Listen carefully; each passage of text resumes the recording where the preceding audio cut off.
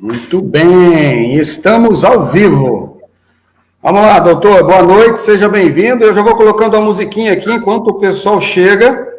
Geralmente eu coloco uma música, né? Quando tem convidado especial assim, eu coloco uma música que é lançamento. Vamos lá. Vamos lá. Vamos ver se você lembra, é lançamento. Não é da tua geração. Vamos ver.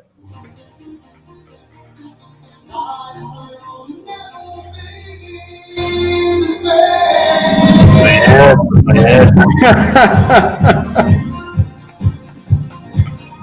Acho que é de 90 isso, hein? Essa aqui, acho que o doutor não tinha nascido ainda, viu? Não, tinha. já estava aqui, já estava nesse plano. Olha o pessoal chegando aí, maravilha, muito bom. Leandro, boa noite. Sônia, Leandro do Rio Grande do Sul, gaúcho aí de Porto Alegre. Sônia, lá do interior, Ribeirão Preto, doutora. Sônia, muito querida Sônia, muito competente. Leandro também, Lu. Ô, Lu, que prazer, minha irmã Lu, lá de Santa Zélia, interior do Paraná. Muito bem, a música tocando aqui. Pessoal chegando aí. Boa noite. Cleiton, olha o pessoal do norte, doutor. Pessoal do norte chegando aí. Cleiton Pantoja. Tá falando de onde, Cleiton? Eu sei, mas fala aí pro doutor. Estou aqui com um convidado especial, doutor Otávio, que vai conversar com a gente daqui a pouquinho. Deixa eu tirar a música aqui, vou baixando.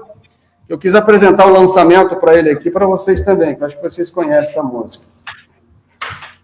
Lançamento da década de 90, né? 80.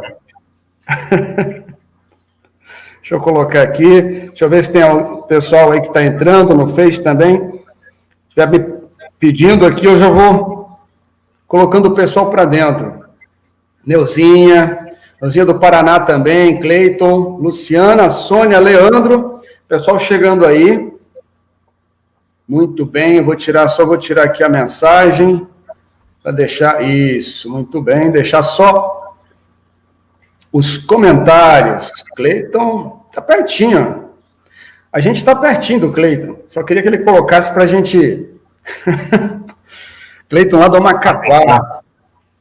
Grande profissional, Cleiton. Trabalhamos junto aí. E o pessoal vai chegando aos poucos, né, doutor? A gente marcou para as 20h29, a gente costuma dar aí uns 3, 4 minutos para o pessoal ir se acomodando.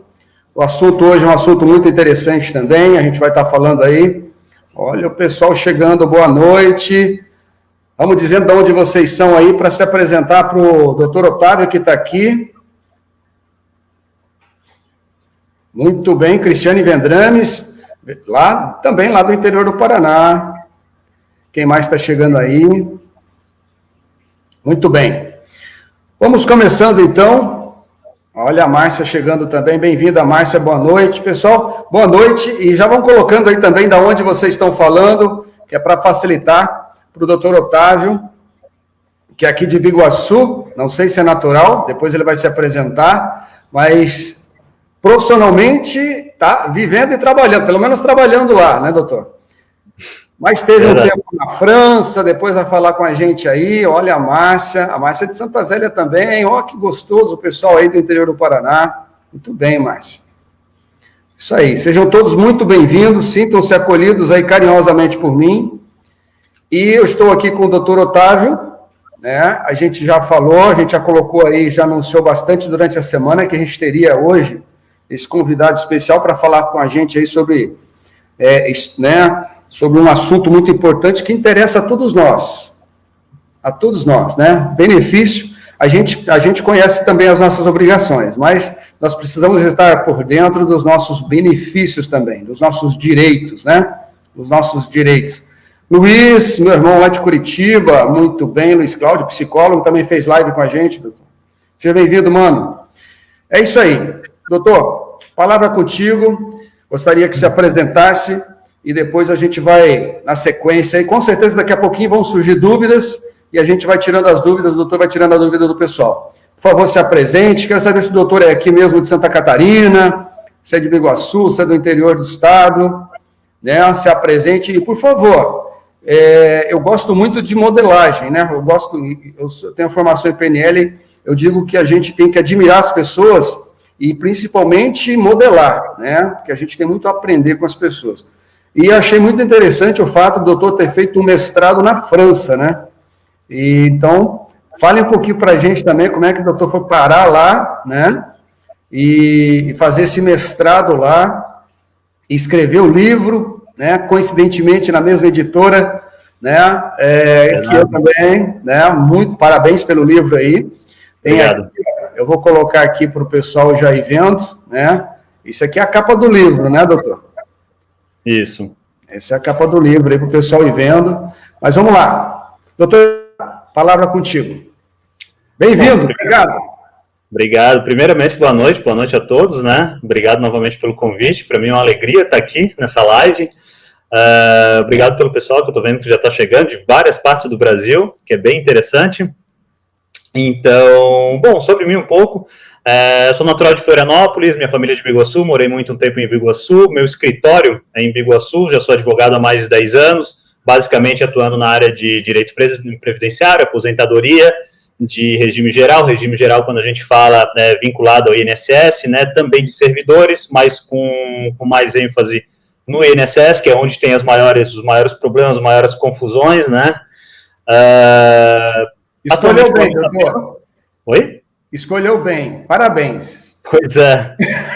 E, na verdade, não era para ter, né? Aqui já abrindo parênteses, até conversava com o pessoal quando eu estava estudando fora, eles perguntavam qual era a minha especialidade, eu falava que era aposentadoria, eles não conseguiam entender direito, porque para eles é um troço meio surreal, e não deixa de ser realmente, né? O pessoal muitas vezes tem que contratar um advogado para aposentadoria, se fosse uma coisa de vez em quando, mas aqui no Brasil não vou dizer que é a regra, mas é bem comum. Então o ato da aposentadoria depois da pessoa trabalhar a vida toda não deveria ser essa tortura toda, deveria a pessoa chegar com a documentação, olha, tá tudo aqui, principalmente hoje tá tudo informatizado e tal, e se aposentar, mas não, a pessoa depois de trabalhar a vida toda, muitas vezes ainda tem que ir lá, gastar dinheiro com advogado, entrar com uma ação na justiça, esperar alguns anos, dependendo do processo, algum tempo, esperar e daí vivo, depois se aposentar. Então, esperar vivo, né, doutor, ainda, tem que contar com a sorte, às vezes, dependendo do caso. Pois é, infelizmente a gente tem casos de pessoal que não aguentou em virtude da demora do processo, acabou falecendo antes, é triste, infelizmente acontece mesmo. Porque são pessoas mais de idade, né, que já entram com a ação, obviamente, se a pessoa vai pedir aposentadoria, salva aposentadoria por invalidez, que muitas vezes é o pessoal mais novo, mas a regra, o pessoal peça aposentadoria mais velho.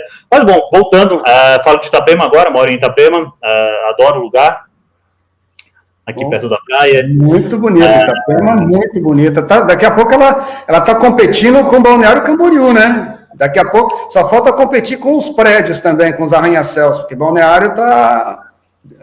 Agora Itapema é muito, muito bonito, eu gosto muito daí. Meia praia, legal, show de bola. O setor aqui de construção civil tá sempre em ebulição aqui, né? Não acho que não chega a ser tanto como Balneário Camboriú, mas é bem bacana e eu acho que Itapema tem uma vantagem, porque eu acho que a praia central de Itapema é mais legal. Bom, eu moro em Itapema, sou suspeito para falar, mas aqui do lado a gente também tem várias cidades, tipo Bombinhas, que tem também praias maravilhosas. Para quem não conhece, eu fico com o convite também. Show. Bom, na apresentação daí, como eu estava falando, sou advogado há mais de 10 anos, basicamente atuando nessa área, direito previdenciário.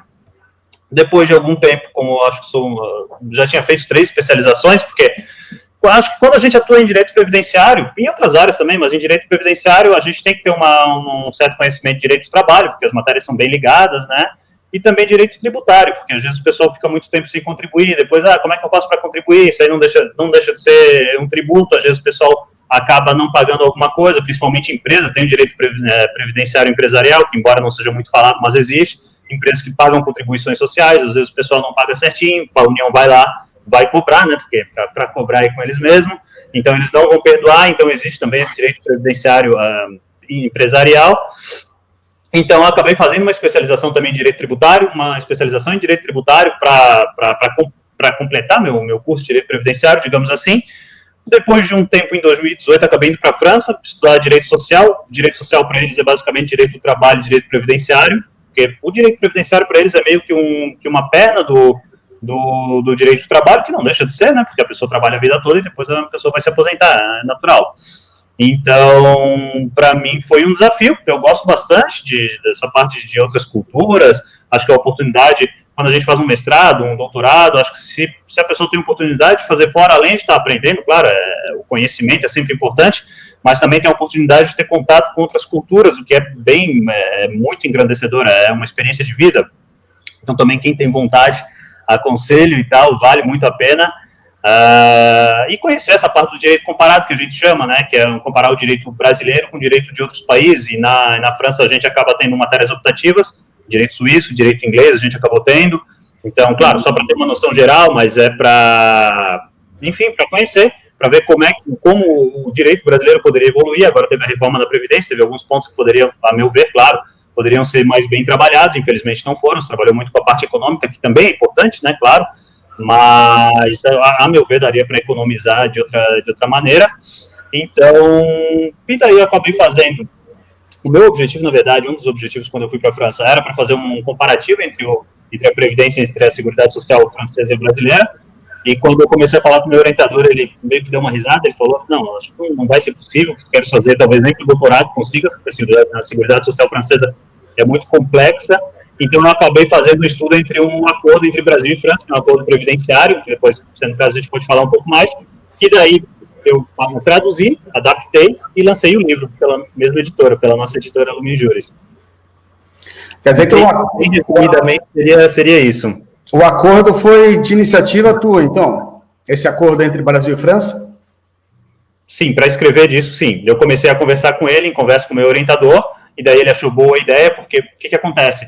Os benefícios que são previstos nesse acordo, eu acabo tratando dos benefícios franceses, eu falo um pouco, né, não chega a ser um manual de direito previdenciário francês, mas pelo menos a pessoa tem uma noção dos benefícios que são previstos no acordo francês e os benefícios brasileiros que são previstos no acordo.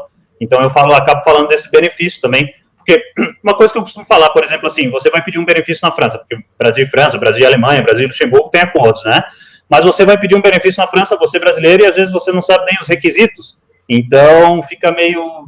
Não é que não adianta muito, mas... né? E esse estudo eu acho que faltava, não é? O pessoal não é muito aproveitado, talvez, essa parte de acordo previdenciário, de acordo entre dois países, e eu acho que é algo que tem bastante a crescer, com esse mundo globalizado que a gente tem bastante a crescer, eu acho que vai ser cada vez mais comum o pessoal sair do país para trabalhar, depois retorna e tal, principalmente que a gente vê que muita gente está insatisfeita com política, insatisfeita com o país de modo geral, então a tendência é que pessoas que estão mais insatisfeitas acabem saindo mesmo.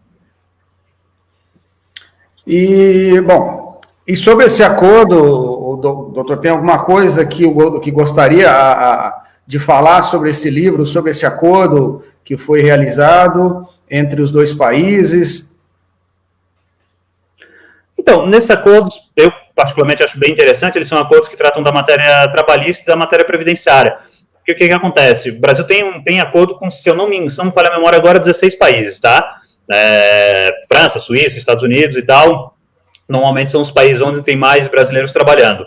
Então, o que acontece? A pessoa que trabalhou nos Estados Unidos, a pessoa que trabalhou na Suíça, a pessoa que trabalhou na França, ela pode pegar, tipo, se a pessoa trabalhou 5 anos nesse país, ela pode depois trazer esses 5 anos que ela trabalhou na França ou em outro país, desde que tenha acordo com o Brasil, para cá.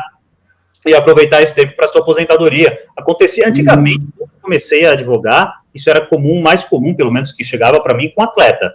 Jogador de futebol que trabalhava um tempo em Portugal, jogava um tempo na Espanha, e retornava, e esse tempo ficava perdido se não tivesse o acordo. Hoje em dia já tem mais gente, já tem empresas, já tem bastante pessoas jovens que vão trabalhar fora, e depois acabam retornando, então a pessoa pode aproveitar esse período para a aposentadoria. E da mesma forma, se a pessoa migrar definitivamente, ou um francês que queira aproveitar um tempo trabalhado no Brasil, ele também pode levar para o outro país, então acaba podendo aproveitar esse tempo da parte previdenciária. Esse, a meu ver, é a parte mais interessante, mas tem também uma parte de deslocamento, que chama no acordo. O que é isso? Por exemplo, o trabalhador de uma empresa francesa vem trabalhar no Brasil e ele fica um tempo aqui. Se não tivesse o acordo, ele ia ter que estar contribuindo para as duas previdências, para a brasileira e para a francesa, certo? Ele está para uma empresa francesa, mas ele está trabalhando em outro país. Com esse tipo de acordo, o trabalhador ele pode ficar até um prazo X, no caso do acordo entre Brasil e França são 24 meses mais 24, então ele fica vinculado a um regime só. Isso impede que seja uma bitributação, enfim, é um acordo entre os países para não ter que que a empresa pagar 2 vezes acaba facilitando bastante, e eu acho que isso não é muito aproveitado pelas empresas, porque às vezes eu vejo empresas, elas nem sabem desse acordo, empresas que atuam fora, tem atuação no exterior, tem atuação não só na França, mas em outros países que o Brasil tem acordo, poderiam estar economizando nessa tributação, mas está lá o trabalhador está pagando 2 vezes, então é um trabalho interessante para as empresas que não conhecem esse tipo de acordo. Se alguma empresa trabalha, tem mão de obra fora, é interessante ver se existe um acordo com o Brasil, porque certamente vai ter bastante vantagem. Um mundo cada vez mais globalizado, né? E as empresas cada vez maiores e tendo muitas filiais espalhadas pelo mundo, isso é muito interessante, realmente. Bom, eu acredito que deve ser dúvida também do pessoal que está aí, né? Também daqui a pouco podem começar a colocar suas dúvidas a respeito. O doutor é especializado aí em direitos sociais, né? A gente vai falar mais aqui na parte previdenciária, mas tem vários pontos que, caso o pessoal tenha dúvida, pode colocar aí, pessoal, que eu vou colocando na tela aqui para o doutor Otávio estar esclarecendo para vocês. Mas a gente sabe que a gente passou recentemente por uma reforma. Não sei se exatamente, né, a profundidade dessa reforma, mas nós passamos, né? Houve aí essa reforma, eu estive vendo que o doutor teve, inclusive, dando entrevista em rádio sobre essa reforma também aqui, né, em Florianópolis, e na época eu notei, né, as pessoas falando, aquela ansiedade toda, vou perder meus direitos, o que vai acontecer, e os movimentos sindicais, os movimentos representando as classes, se manifestando, aquela coisa toda. Mas, resumindo, o que mudou, basicamente, doutor, assim, no geral, né, no regime geral, e depois também a gente pode entrar mais no detalhe com relação à aposentadoria mista, aposentadoria rural, né? Eu, por exemplo, trabalhei na roça até os 18 anos, acredito que tenha bastante gente que tenha interesse em saber e tem dificuldade, eu sei que na minha família, inclusive, lá em Astorga, entre, né, os tios e tias, está tendo essa dificuldade com relação às aposentadorias, depois já está lá com 80, quase mais de 80 anos de idade, uma coisa assim bastante triste de ficar sabendo. Então, o que basicamente mudou? Eu não sei se eu estou acelerando muito o passo aí, mas o que basicamente mudou com essa reforma aí? Olha, eu acho que a principal mudança, a meu ver, foram várias, né, mas a principal mudança é que a aposentadoria por tempo de contribuição deixou de existir, a aposentadoria especial, nos moldes que a gente conhecia, deixou de existir. O que é isso? Vou tentar simplificar, né, porque eu estou acostumado a fazer live com o pessoal mais do direito, então, se tiver uma linguagem mais técnica, vocês me cortem, por favor. O que é isso? A aposentadoria por tempo de contribuição, na verdade, já era uma tendência a cair, porque nos outros países, nos países de ponta, digamos assim, já não existe mais, que é uma aposentadoria por tempo de contribuição. A pessoa completa, no caso do Brasil, o homem completava 35 anos, a mulher completava 30 anos, estava aposentado. Quer dizer, tinha opção de se aposentar, não era obrigado, né? Então, acontecia muitos casos, eu tive muitos casos, o pessoal que trabalha em atividade nociva, o pessoal que começou a trabalhar na lavoura mais cedo, então tinha muito caso de pessoal com 49, 48 anos, 50 anos se aposentando. Isso eles queriam impedir. Tinha o tal do fator previdenciário, que o pessoal reclamava, mas, enfim, o fator previdenciário, o objetivo dele era não incentivar que a pessoa se aposentasse cedo, né? Era um incentivo para aguentar, para ficar trabalhando. Acabou não funcionando, a aposentadoria por tempo de contribuição, ela já era para ter caído no final dos anos 90, na época do FHC, por causa, tem um deputado, até uma história, o deputado diz ele que votou errado, mas foi por uma diferença de um voto, enfim. Então, o que acontece? Hoje, a pessoa tem que ter uma idade mínima para se aposentar, salvo se for aposentadoria por invalidez, né, mas eu estou falando a regra.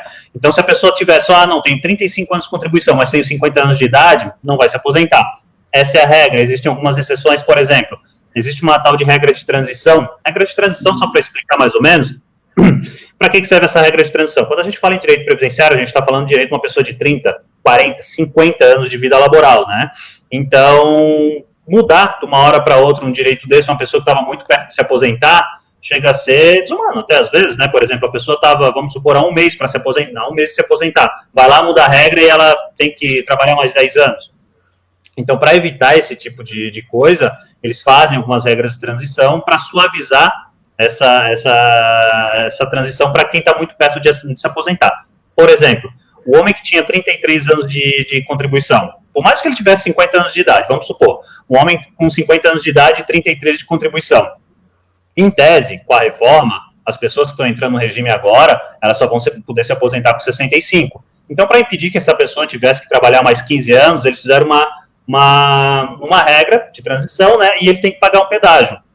Então, ele teria que pagar um pedágio de 50% do tempo que faltava. O que é isso? Se ele tem 33 anos, faltavam 2 anos, ele paga um pedágio de 50% sobre 2 anos, é mais um ano, aí são 3 anos a mais, certo? Então, ao invés de ele chegar nos 35, ele tem que fazer 36 anos, tá? E assim por diante. Então, só que não é todo mundo que entra nessa regra, era só quem estava perto de se aposentar. Perto de se aposentar, para essas regras, era o homem que tinha 33 anos e a mulher que tinha 28 anos. Tem outras regras, eu creio que essa seja a principal. Então, como eu falei, a aposentadoria por especial, eu digo que ela meio que caiu, porque, na verdade, a pessoa que trabalha 25 anos sobre atividade nociva, ela pode se aposentar um pouquinho mais cedo, mas não vai se aposentar com 61, 62 anos de idade, também, né, é complicado. Acabou não mudando nada para o trabalhador rural, continua a mesma coisa, benefícios assistenciais continua a mesma coisa, e mudou o critério de cálculo, né, que daí é uma parte mais técnica, mudou para pior. Isso é uma parte que o pessoal não falou muito, mas os benefícios eles vão reduzir bastante, porque a forma de cálculo, não sei se o pessoal tem interesse que eu explique, mas a forma de cálculo realmente mudou bastante e mudou para pior. Eu acho que poderia dar alguns exemplos, doutor. Por exemplo, foi falado a questão da regra de transição. Alguns exemplos, você deu um exemplo de 50 com 33 de contribuição, 50 de idade, e que encaixaria dentro, qual que é a idade mínima e a contribuição mínima para se encaixar dentro de uma regra de transição. E também especificar, que eu não sei se o pessoal está por dentro, né, a questão que houve alteração, não sei se houve para o homem e para a mulher, acredito que só para o homem, né? Houve alteração na questão, a mulher também houve alteração. Então, sim, especificar mais no detalhe, porque, de repente, o pessoal nem todos, de repente, estão muito a par. Eu, pelo menos, não estou. Estou começando a me interessar agora por esse assunto. Para mim é muito interessante, eu não sei o pessoal aí como é que está, mas eu estou bastante interessado também, eu acredito que o pessoal também, porque quem não tiver agora passando, de repente, até próximo da regra, dessa transição, ou demorar, né, é importante saber, não, peraí, eu vou me encaixar na questão do pedágio, como é que funciona esse pedágio, assim, né, mais detalhado. Porque pelo que eu pude notar, mesmo pagando um pedágio, compensa mais do que você ter que trabalhar mais 15 anos, né, que foi a mudança aí que parece que o doutor falou, não é isso? Sim, exatamente. No caso desse exemplo, dessa regra de transição específica que eu falei, tem direito a entrar nela. Bom, voltando. Primeiro, a reforma da Previdência ela passou em novembro do ano passado, certo? Então, tem as regras que o INSS conta até dia 13 de novembro de 2019. Então, se você fizer um pedido de aposentadoria, ou se fizer uma simulação, o pessoal sempre vai apresentar o período até 13 de novembro, e daí depois de 13 de novembro, porque a partir do dia 14 começaram a valer as novas regras, tá?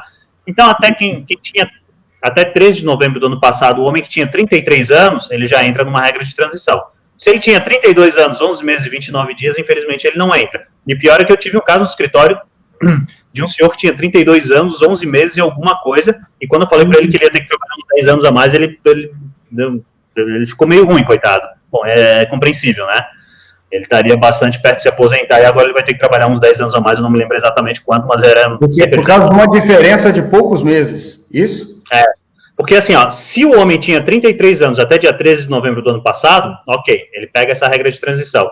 Se a mulher tinha 28 anos, porque a mulher se aposentava mais cedo, né? Se a mulher tinha 28 anos até 13 de novembro, ela entrava na regra de transição. Se a pessoa não tivesse 28 anos, no caso da mulher, ou 30 anos, 33 anos, no caso do homem, então ela já não pega essa regra. E daí teria que ter uma regra de pontuação. O que é a regra de pontuação? Somar a idade mais o tempo de contribuição. Se a pessoa atinge 95 pontos, se atinge 96 pontos, se atinge 97 pontos, tem uma regra que todo ano vai subindo um ponto, até chegar a 105 pontos para o homem. Tá? Por exemplo, assim, esse ano a gente está em 96. 96 pontos. Então, o homem que atingir essa pontuação, ele se aposenta. Ano que vem sobe mais um ponto. No outro ano sobe mais um ponto. Até chegar a 105 pontos. Então, por exemplo, se eu, Otávio, quando eu fizer 105 pontos, vamos fazer uma conta rápida aqui, 60 de idade e tiver 55 de contribuição, então eu me aposento com 105 pontos. É isso? 45, 60 mais 45. Então, se o Otávio tiver 45 anos de contribuição mais 60 de idade, eu posso me aposentar. A pessoa que entrou no regime a partir do dia 14 de novembro não pega nenhuma regra de transição, tá? A pessoa que começou no regime um dia depois da reforma da Previdência, então ela está fora de todas as regras. Mas a pessoa que estava muito longe, no meu caso, acaba não valendo muito a pena pegar as regras, porque eu vou completar essa transição basicamente quando eu tiver 65 anos de idade, que daí vai ser a idade mínima para o homem, né? E daí também a idade mínima do homem na aposentadoria por idade, se eu estiver complicando muito, você me corta, hein? Na aposentadoria por idade, tem que ter pelo menos 15 anos de contribuição o homem, e a mulher vai ter que ter 62 anos de idade e pelo menos 15 de contribuição, tá? E o homem que estiver entrando no regime agora vai ter que ter pelo menos 20 anos de contribuição. Tá. Entrando no regime agora. Não tá. Pessoal, tá chegando aí. Rosana, Paulo, Maria Helena, Maura, Gabriela, boa noite, tá? O pessoal que tá chegando aí agora, boa noite. Eliane também, lá de Curitiba. O pessoal também, o Paulo lá do Macapá, a Rosana de Curitiba, né? A Maura do Rio Grande do Sul, Maria Helena também do Rio Grande do Sul. Pessoal, boa noite, sejam bem-vindos. Se já quiserem colocando alguma dúvida que vocês tenham aí, o doutor está falando, né, rápido, porque tem bastante coisa para a gente falar aqui, né, e o doutor também está acostumado a conversar mais entre pessoas, entre advogados, fazer live com os colegas advogados do Brasil e do exterior, então ele, né, vai tocando ficha, como a gente usa na expressão popular, mas tendo dúvida já comecem a colocar as suas dúvidas também, com relação aí toda essa parte de direito previdenciário, não somente a aposentadoria. David, boa noite, seja bem-vindo aí. Tá, não se encaixando dentro dessa regra de transição. Vai se aposentar na nova regra agora, idade mínima, e quanto tempo de contribuição? 65, o doutor falou? Idade mínima para o homem hoje, 65 anos de idade e 15 de contribuição. Para mim, por exemplo, Otávio, vamos supor, eu quando fizer 65 anos de idade, se eu já tiver 15 anos de contribuição, então eu posso me aposentar, tá? Para quem estiver entrando agora, vamos supor, um homem mais novo que estiver entrando no regime hoje, arrumou o primeiro emprego no início desse mês, então ele vai ter que ter 65 anos de idade e pelo menos 20 de contribuição. Ele já vai ter que ter 5 anos a mais que eu. Claro, quanto mais tempo eu tiver de contribuição, maior vai ser o valor do meu benefício. Em regra, porque sempre se eu contribuir sobre o mínimo não vai mudar nada. Mas em regra é essa, tá? Para a mulher, nesse ponto não mudou nada, porque a mulher se aposentava com 60 anos de idade e vai ter que ter 15 de contribuição. Para a mulher que estiver se aposentando, que chegar no regime agora, são os mesmos 15 anos. A diferença é que para a mulher a idade vai subir para 62. Tá subindo as idades, então subiram. Que essas subidas que eu falo de ponto, essas subidas que eu falo de idade, são as regras de transição que a gente fala, né? Uhum. Bom, boa noite, Andréia, boa noite, Neuzinha. A Neuzinha tem uma dúvida, estava aqui na lista também para te perguntar na sequência, mas ela já colocou essa dúvida com relação ao professor. Depois eu gostaria também de saber com relação aos autônomos, que é uma dúvida que o pessoal tem, né? Quem trabalha de autônomo também, que mudou, como que fica.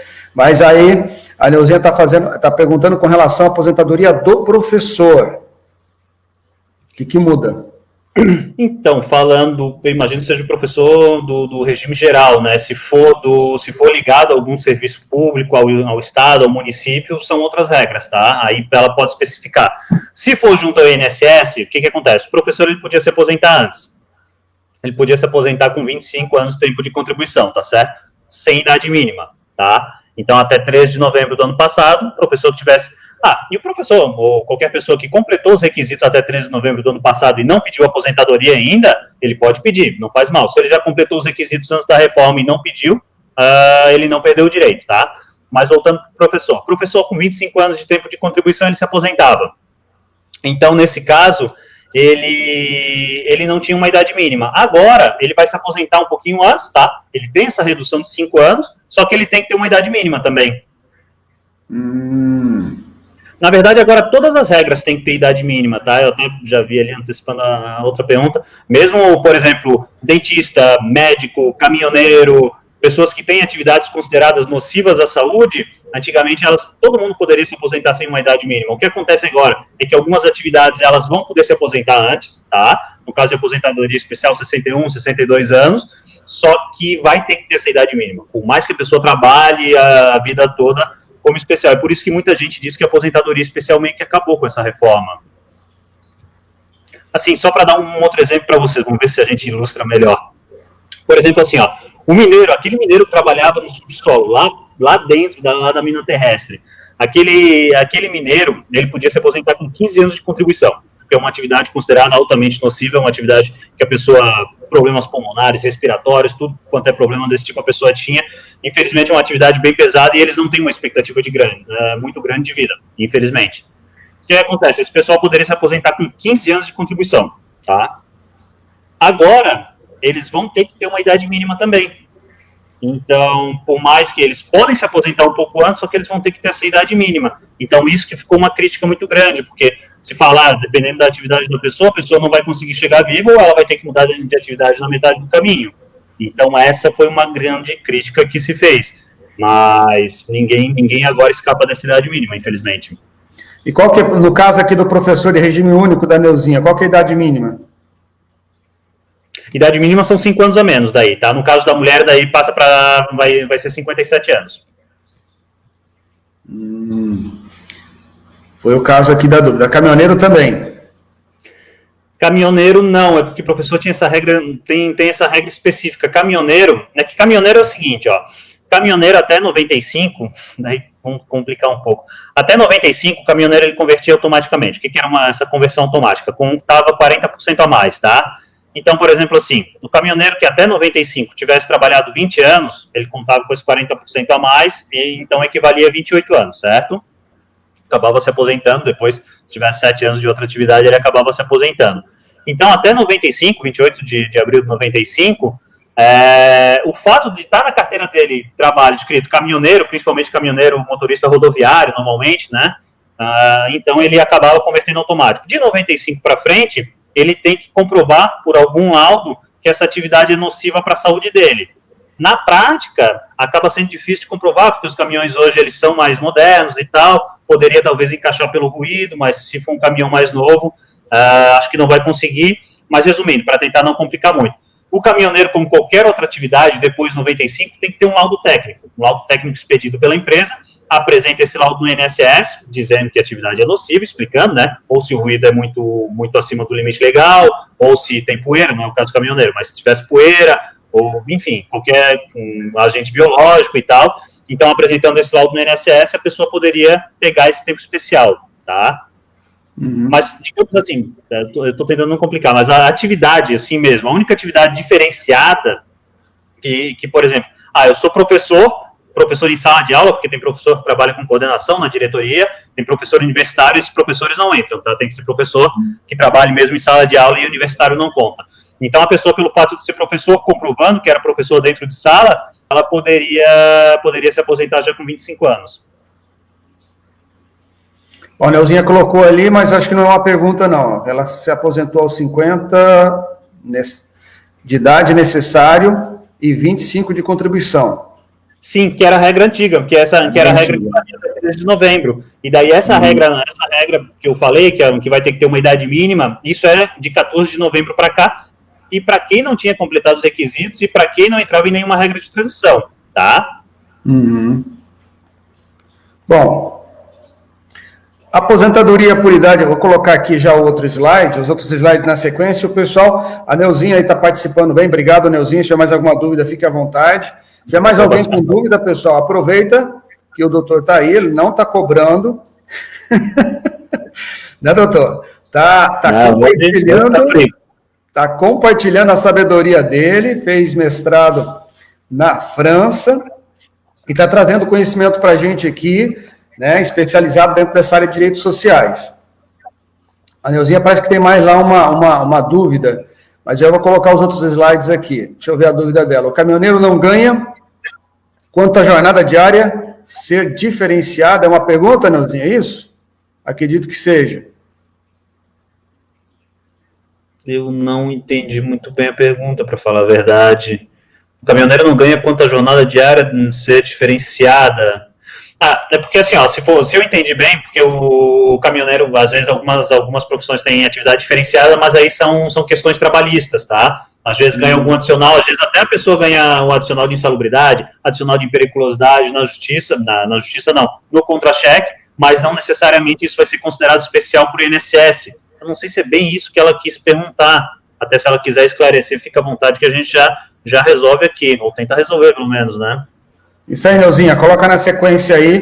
Deixa eu ver o que o David aqui. David tem 22 anos de contribuição. Aí tem que saber qual que é a idade mínima agora, né? Porque eu acho que ele não vai se encaixar. Tem que saber qual que é a idade mínima, né, doutor? Se ele tem 22 anos de contribuição, ele não pega nenhuma regra de transição, tá? Então, teria que saber a idade dele. Se ele é o rapaz aqui da foto, ele tá bem novo. Então, acho que ele tem bastante tempo para trabalhar. Tá? A Neuzinha disse que respondeu lá, disse que é isso. Se a gente pega a regra antiga, faltariam 13 anos. Então, faltando 13 anos, ele não pega nenhuma regra de transição, tá? Acaba, antes de ele completar qualquer regra de transição, ele vai completar 65 anos de idade. Entendi. A Neuzinha respondeu que era isso que o senhor falou. A dúvida do senhor é isso mesmo, seria isso mesmo. Perfeito, maravilha. E obrigado pela participação de novo. Muito bom, Neuzinha, aí tirando várias dúvidas que eu tenho certeza. Pessoal, vamos perguntar. Tem 40, o David falou que tem 46 mais 22. Não se encaixa em nenhuma regra de transição, né, doutor? Não, se ele tem 46 anos, não. Ele vai ter que chegar até os 65. Tá? Agora ele vai ter. Se ele já tem 22 anos de contribuição, ele já cumpriu o tempo mínimo de contribuição, que é a carência que a gente chama. Então, mas agora ele vai ter que chegar nos 65 de idade, tá? Porque para ele ainda faltava bastante tempo. 65? 65. Tem mais 19 anos pela frente aí.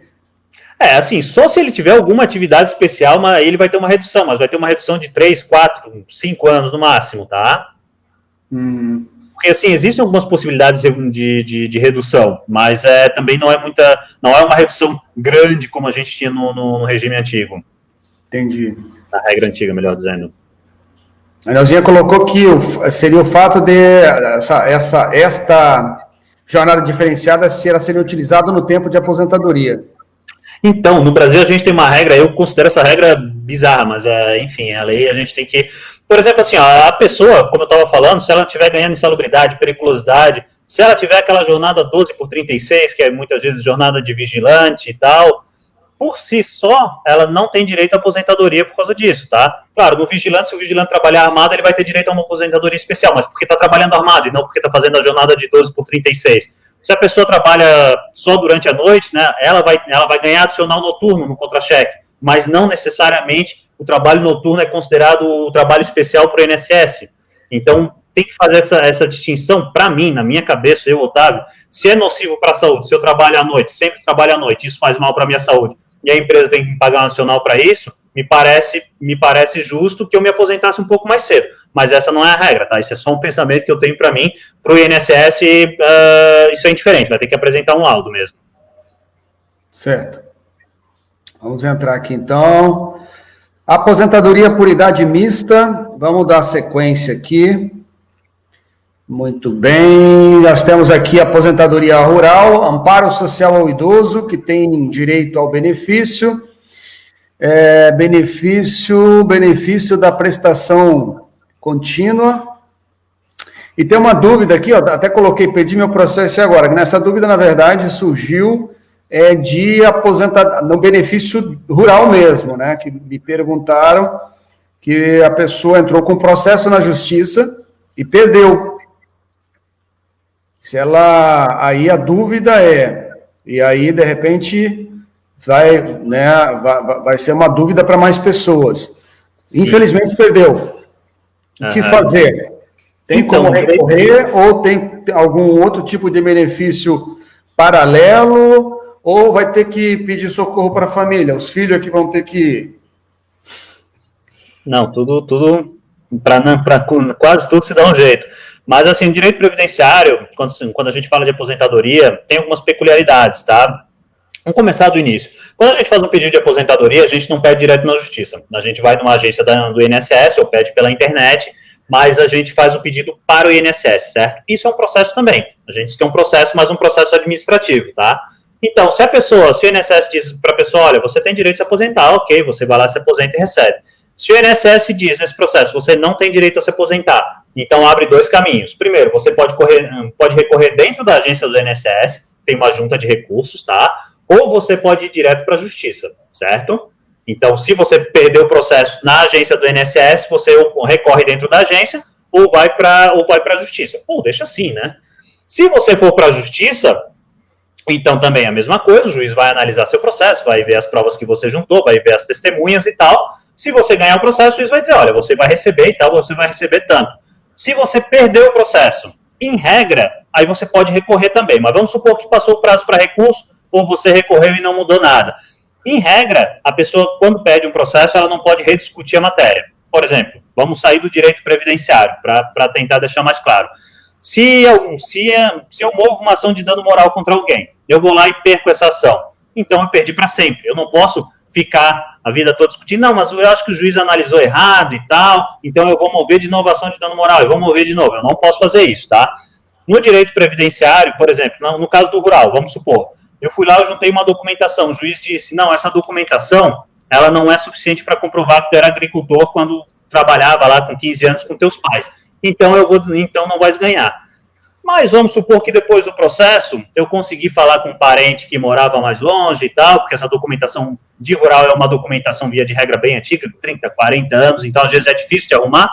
E daí vamos supor que depois do processo judicial eu consegui arrumar uma documentação nova, que eu não tinha tido acesso. Então eu vou poder fazer um novo pedido, com base nessa documentação nova, e dizendo para o INSS, depois para o juiz, se for o caso, olha, eu arrumei uns documentos novos aqui de 40 anos atrás, teve uma parentada aqui que eu conversei, eles me arrumaram esse documento e eu quero rediscutir. Aí o juiz vai rediscutir a matéria, tá? Mas só se tiver prova nova. Se não tiver prova nova, a pessoa não pode entrar com mais ação na justiça. Aí perdeu.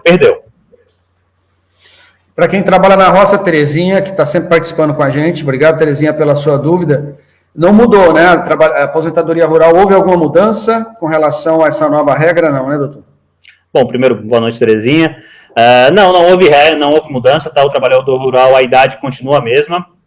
Se a pessoa trabalhou só na lavoura, 55 anos para a mulher, 60 anos para o homem, já pode se aposentar, desde que comprove 15 anos trabalhados na lavoura, certo? Seja como empregado, porque tem vários tipos de agricultores, né? Tem um agricultor que é o agricultor empresário, digamos assim, tem um agricultor que é o agricultor empregado, trabalha de carteira assinada como agricultor, e tem aquele agricultor que trabalha em regime de economia familiar, digamos assim. O que é isso? Por exemplo, eu tenho lá meu sítiozinho, eu trabalho com a minha família, e eu tenho uma junta de boi, tenho ali, faço algumas plantações, e dessas plantações eu uso para o meu sustento, e uso para... Antigamente se usava muito para trocar, né? Trocar produto. Hoje eu acho que não tem mais muito isso, pelo menos aqui em Santa Catarina, né? Não sei mais para os outros estados. Então, se usava para trocar, para essa troca de produto, ou então enfim, para a pessoa só se virar com isso. Então, isso é o regime de economia familiar e acaba não precisando de contribuição para isso, tá? Mas é um pouco perigoso, isso acaba não precisando de contribuição, porque a pessoa às vezes vai lá, fica a vida toda sem contribuir, depois quando se aposenta, o INSS diz, não, mas você não provou. Aí é um problema grande. Mas na reforma da Previdência não mudou nada, tá? Para o agricultor. Entendi. Tem outra dúvida aqui também, da Maria José Nunes Amaral. Obrigado, Maria, boa noite. 28 anos de contribuição, mas tem 14 serviços gerais, 14 professor e 49 anos de idade. Como é que fica? A nova e na velha regra, quer saber as duas. Eu acho que ela trabalhou na roça também, acho que ela trabalhou também na lavoura. Bom, boa noite, Maria. Assim, ó, do professor, esses 14 anos, ou o professor completava 25 cheio ou não considerava especial, tá? Assim, vamos supor, assim, o caminhoneiro, que o outro senhor lá tinha perguntado do caminhoneiro, se a pessoa tinha trabalhado 10 anos como caminhoneiro, então contava como 14. Se ele tivesse mais 21 anos, ele completava os 35, porque ele convertia esse 10 em 14, tudo certo. O professor, ele podia se aposentar se ele fizesse 25 anos de tempo de contribuição. Se ele fizesse 20 anos, ele não podia converter esse 20 anos em 28 anos, ou no caso da mulher, em 24 anos, porque a conversão para a mulher é menor, tá? Então, acaba, se trabalhou só 14 de professora, é 14 e 14, tá? Então, não tem nenhuma vantagem a mais. Se ela trabalhou 14 anos como professora e eventualmente tivesse mais 11 anos, então ela completaria os 25, mas aí já vai completar os 25 pela regra nova. Então, vai ter que ter uma idade mínima. E 49 anos não consegue se aposentar em nenhum tipo de regra. Deixa eu ver aqui. E não entra na regra de transição também, né? Não. E serviços gerais, assim, ó, tem algumas profissões que até 95, como eu falei um pouco para vocês, elas convertiam automático. O fato de estar escrito na carteira de trabalho da pessoa, determinadas profissões, fazia com que a pessoa já tivesse direito a isso. Se a pessoa era motorista de caminhão, motorista de ônibus, se a pessoa era cobrador, médico, dentista, enfim, tem várias profissões, o fato de estar escrito na carteira de trabalho essa profissão já contava mais. Serviços gerais não está nessa lista, tá? Então, se ela exercia alguma atividade de serviços gerais, ela teria que apresentar um laudo. Normalmente, pelos casos que eu vejo no escritório, é difícil o pessoal arrumar laudo para serviços gerais. Mas, porque serviços gerais é bem amplo. Pode ser serviço geral na casa de outra pessoa, pode ser serviço geral numa obra, pode ser, enfim, são diversos tipos de serviços gerais. Mas, de qualquer maneira, para serviços gerais, tem que ter esse laudo comprovando para dizer se a atividade é nociva ou não, tá? Nociva no aspecto previdenciário, né, para o INSS, eu quero dizer. Sim. E aí, então, vai ter que... Agora, a idade vai para a idade mínima, que seria 62. Muito provavelmente. Tá. Bom, obrigado, então, aí. Obrigado, Maria José, obrigado, Terezinha. Quem mais tiver dúvida, pode ir colocando aí, que eu vou colocando aqui para o doutor Otávio, e ele vai respondendo para a gente. Eu vou colocar aqui o slide novamente, para ver se tem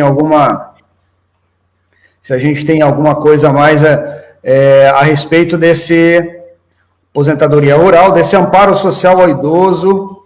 Quem tem direito?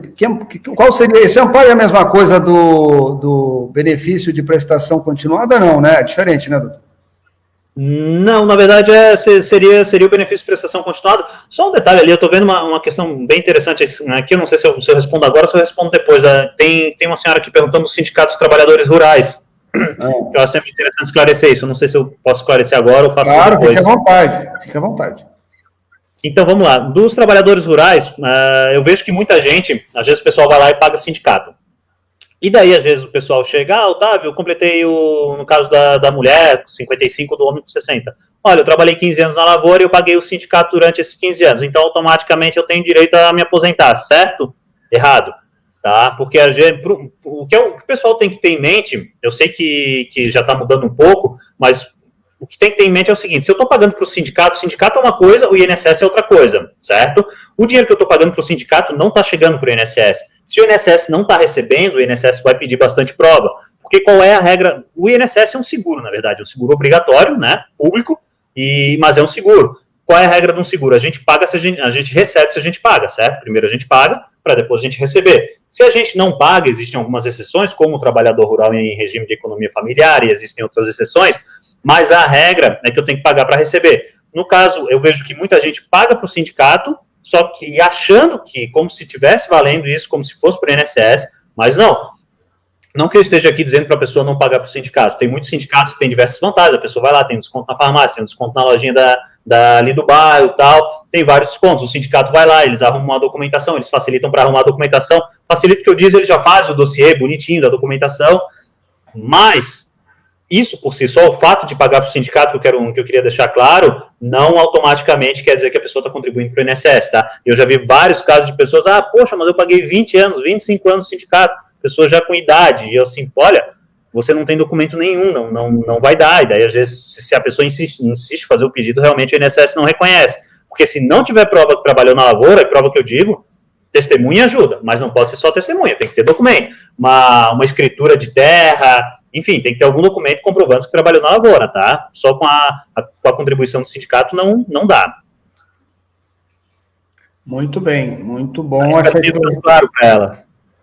Muito bom, muito bem esclarecido aí.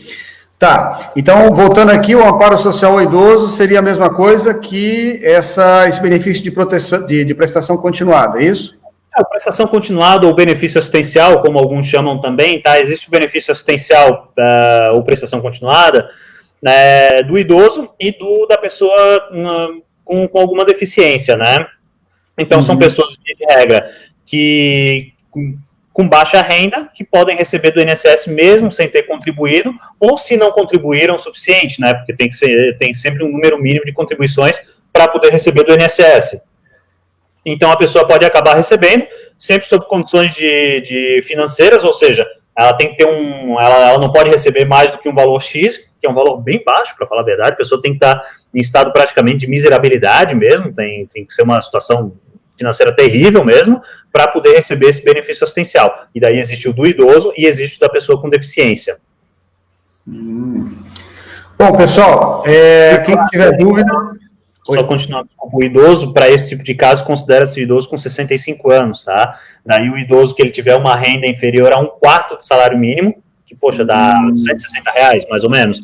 Se ele tiver uma renda per capita, ou seja, uma renda por cabeça, eles pegam a renda de todo mundo que está dentro de casa, tá? Por exemplo, tem o idoso, tem a esposa dele, tem mais um filho que mora dentro de casa, então eles pegam a renda de todo mundo, eles somam, fazem a média, e eles chegam, a pessoa tem que ter uma renda inferior a 1/4 do salário mínimo. Essa é a regra. Tem algumas exceções, por exemplo, se é uma pessoa mais idosa e tem a esposa ou tem o marido que é aposentado e ganha um salário mínimo, então essa renda do salário mínimo ela não é considerada. Então tem algumas exceções, assim, mas a regra, a pessoa, no caso do idoso, tem que ter 65 anos e renda per capita inferior a 1/4 do salário mínimo, ou seja, inferior a R$260. Ninguém vive com isso, né? Isso, infelizmente. Vamos colocar aqui o próximo slide. Tem o doutor até amansando um leão aqui nesse slide. Deixa eu colocar na tela grande. Tem umas perguntas aqui também para o doutor.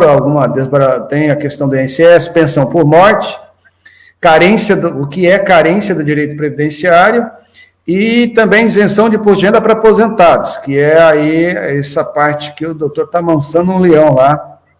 Não sei se foi na França, esse leão foi daqui mesmo. Vamos lá, enquanto não surgem dúvidas, doutor, vamos... Na verdade, esse leão, ele representa, o intuito era que ele representasse o leão do imposto de renda, justamente, né, que se a gente não declara, enfim, o leão vai correr atrás da gente para cobrar o imposto de renda. Daí tem essa isenção, em alguns casos para aposentados tem isenção, tá? Porque assim, toda pessoa que ganha até R$1.908 e alguns centavos, a pessoa não paga imposto de renda, certo? Acima disso, a pessoa começa a pagar imposto de renda, são diversas alíquotas, né? Quanto mais ganhar, maior vai ser a alíquota. Aí existem alguns casos que a pessoa não paga daí o imposto de renda. Até 1908, não paga. Para o aposentado, que já tem 65 anos ou mais, esse 1908 ele dobra. Então, ele dá 3.800 uns quebrados, né? Então, para o aposentado que já tem 65 anos e recebe até 3.800 e pouco, 3.806, então ele não vai pagar imposto de renda. Pô, isso é uma vantagem bem grande, né? Sendo que o teto da Previdência é cerca de R$6.000 hoje, então a pessoa quase toda aposentada com mais de 65 anos, na verdade, levando em consideração que no Brasil, se eu não me engano, 70% das pessoas no Brasil recebem até 2 salários mínimos de benefício, tá? Então, realmente é grande maioria.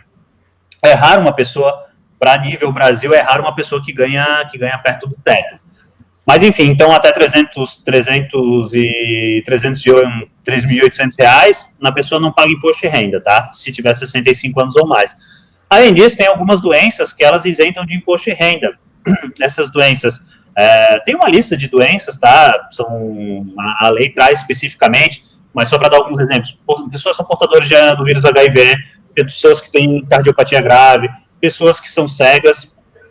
Aí também a pessoa que é cega tem um problema que dá na justiça, porque a pessoa às vezes é cega de um olho só, né? Ela tem visão monocular. Então, se a pessoa vai pedir a isenção, na via administrativa, que a gente diz, ela pede para o INSS, a União analisa, mas a gente faz o pedido no INSS, então o INSS vai dizer, não, você, para ganhar essa isenção, para quem é cego, tem que ser totalmente cego. Se a gente entra com uma ação na justiça e a gente comprova, claro, tem que comprovar tudo com atestado, com laudo bonitinho, né?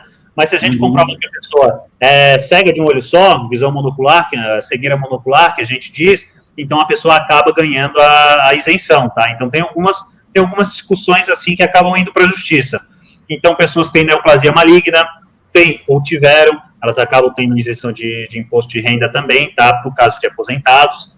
E também tem uma discussão na justiça quanto a isso, porque para o INSS, essa isenção ela vai se a pessoa estiver em tratamento. Por exemplo, se a pessoa estiver fazendo uma quimioterapia, uma radioterapia, então a pessoa vai ser isenta durante esse período do imposto de renda. A pessoa vai lá, se recupera, felizmente e tal, mas normalmente a pessoa que tem uma doença dessa, ela tem, pelo menos até onde eu sei, ela tem que continuar indo no médico, fazendo acompanhamento, fazendo exame de vez em quando, para ver se a doença não vai voltar e tal, para ver se está tudo certo. Por INSS, essa fase que a pessoa está recuperada, digamos assim, por INSS, o INSS porta isenção. Então a pessoa vai ter que entrar com uma ação na justiça, porque a maioria dos juízes entendem que se a pessoa continuar o tratamento, mas ela tem que continuar o tratamento, tá? Quem larga de mão e não vai mais para o médico também não vai ganhar. Mas se a pessoa está indo para o médico de vez em quando, não, estou fazendo exames, estou acompanhando para ver se está tudo certo e tal, então, de acordo com a maioria dos juízes, a pessoa vai fazer jus à continuidade dessa isenção, certo? Então, são os casos mais comuns assim, de isenção de imposto de renda. Ok. Tá? Pensando um detalhe, porque hoje de manhã, teve um senhor que me perguntou, a mulher dele tinha uma doença, era uma doença, até uma doença difícil de dizer, mas era uma doença grave e tal, ele mandou um atestado, só que essa doença não estava prevista nessa lista. O que acontece? Se essa doença não tiver prevista na lista, a pessoa não vai ganhar a isenção do imposto de renda, tá? Eu fiz um vídeo sobre isso no YouTube, até faço uma brincadeira. Se a pessoa pega, por exemplo, um vírus ebola da vida, uma doença muito grave, que surge assim, mas essa doença não está prevista na lei, a pessoa não vai ganhar isenção, por mais que a doença seja mais grave do que as que estão previstas na lei, tá? Então, tem isso também. Tem que estar na lista. Dessa forma, então, cabe a gente respeitar. E, bom, pensão por morte é um direito previdenciário, né? Nesse caso aqui. Sim. E qual normalmente são as dúvidas com relação a esse tipo de benefício? A pensão por morte, ela mudou bastante. Ela, na verdade, antes da reforma da Previdência, ela já teve uma mini reforma. Na época do governo da Dilma, na época do governo da Dilma, ela já teve reforma, então a pensão por morte nos últimos anos ela tem sido bastante reformada. Eu, particularmente, eu até já fiz caso lá no escritório, mas o que está se tentando impedir? Que nos outros países isso é inconcebível. Por exemplo, tem casos de mulheres ou de homens que estavam casados há um mês, pessoas novas, e o marido ou a mulher vai lá e falece, né? Um acidente de trânsito, alguma coisa assim, e a pessoa, vamos supor, eu já tive casos de pessoa, acho que tinha uma moça de 21, 22 anos, alguma coisa assim, tá? E o companheiro dela morreu, e ela estava há poucos meses com o companheiro, mas de acordo com a lei da época, ela tinha direito a receber pensão o resto da vida, e recebeu, e possivelmente até hoje ela deve estar recebendo a pensão dela.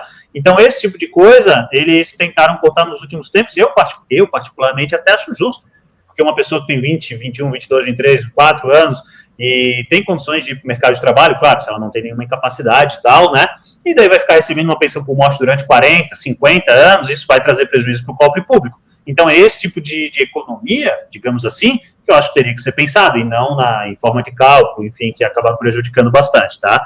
Então, esse tipo de coisa mudou. Como é que está hoje, mais ou menos? As pessoas têm que ter, como é que eu posso dizer? Existem estágios para pensão por morte, digamos assim. Se a pessoa não tiver um tempo mínimo de união e não tiver um tempo mínimo de contribuição, então essa pensão vai ser só de 4 meses. Vamos supor o seguinte, a pessoa tem que ter pelo menos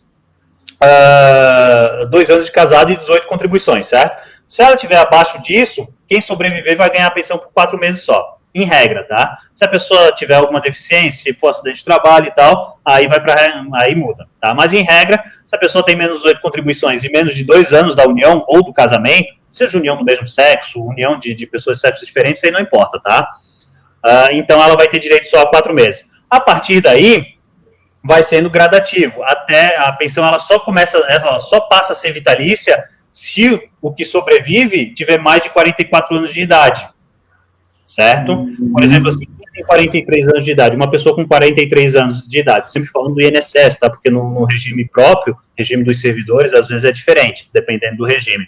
Mas no INSS, uma pessoa de 43 anos que fica viúva, já está há mais de 2 anos casada, a parte que estava viva, a parte, o instituidor que a gente diz que veio a falecer, já tinha muito mais de 2 anos de contribuição, então uma pessoa de até 43 anos de idade, ela não vai receber vitalício, tá? Ela vai receber durante 20 anos, mas não chega a ser vitalício, tá certo?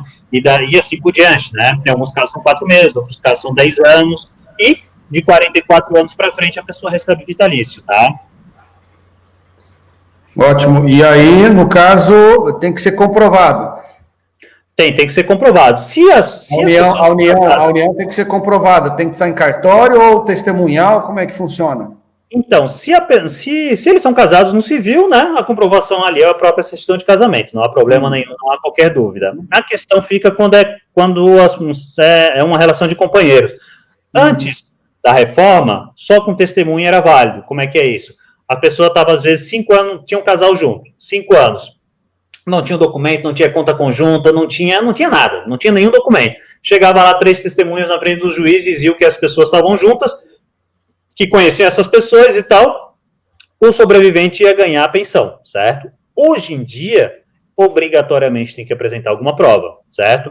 Algumas pessoas, que é o que a gente aconselha para quem está em união estável, faça algum contrato de união estável no cartório, vai lá fazer, vai pagar pouco, né? É muito barato. Às vezes o pessoal deixa de fazer por causa de 200, 300 reais, e a gente nunca sabe o dia de amanhã, né? Às vezes o outro tem um acidente, alguma coisa, e não tem nenhum documento e não consegue comprovar. Então, se a pessoa tem um contrato de união estável, tem uma conta conjunta, tem uma prestação, um apartamento junto, enfim, diversas modalidades que a pessoa consiga comprovar, mas tem que comprovar documentalmente. Se não tiver, comprovar só com foto, como eles aceitavam antigamente, isso na regra atual não é mais aceito, tá? Isso é importante, porque não é um caso ou dois, né, são muitos os casos, né, dentro desse cenário aí. Tá, dentro daquele que a gente colocou aqui, o que é a carência do direito previdenciário, doutor? Rapidamente aí, se puder falar. A carência, a gente chegou a falar um pouquinho, a carência, na verdade, é um tempo mínimo de contribuição, tá? A carência é um nome bonitinho que eles adoram para tempo mínimo de contribuição. Porque o que acontece? Eu não posso... Vamos supor um plano de saúde. Se você paga um plano de saúde hoje, você não pode semana que vem ir lá e fazer uma cirurgia, certo? Até pode, mas vai ter que pagar a cirurgia integral, pelo menos essa é a regra. Por INSS é mais ou menos assim. Se a pessoa se a pessoa já está doente, a pessoa começa a contribuir, vou começar a contribuir agora e mês que vem eu vou pedir um auxílio doença, mas eu já estou doente, eu já tenho uma doença grave. O INSS, então, para impedir isso, até de certa forma é justo, né? O INSS, para impedir isso, tem que ter esse tempo mínimo de contribuição, essa carência. Então, para, por exemplo, a pessoa pedir um auxílio doença, a pessoa tem que ter pelo menos 12 meses pago, tá? E assim por diante. Existem algumas regras que isentam de carência. Por exemplo, se é um acidente de trabalho, se é uma doença considerada grave, doença considerada grave também são aquelas mesmas, neoplasia maligna, cardiopatia, HIV, esse tipo de coisa, tá? Mas a regra é que tem que ter um tempo mínimo de contribuição para pedir algum benefício. Doutor, olha só, a gente já passou de 1 hora, mas pelo Face a gente consegue fazer até 1h30, então, maravilha. Mas o nosso tempo está correndo rápido. Isso, ia pedir para o doutor tomar água aí, porque importante para a gente continuar aqui. O pessoal tiver mais alguma dúvida, aproveitem para tirar suas dúvidas, tá? Como já foi feito aí antes pela Terezinha, que tirou a dúvida dela, participou bastante, a Maria José, né, a Neuzinha. Se alguém mais tiver dúvida, o David, se alguém mais tiver dúvida, por favor, coloque aí a dúvida que a gente vai estar... Eu vou estar passando aqui para o doutor Otávio. Bom, o doutor Otávio também está acompanhando aí, através dos comentários. Vamos lá, mais um slide aqui para a gente passar adiante. Vamos ver que assuntos que a gente tem aqui. Nossa! É o doutor que está ali nessa foto com esse garrafão de vinho, doutor? Então, sou eu mesmo, na verdade.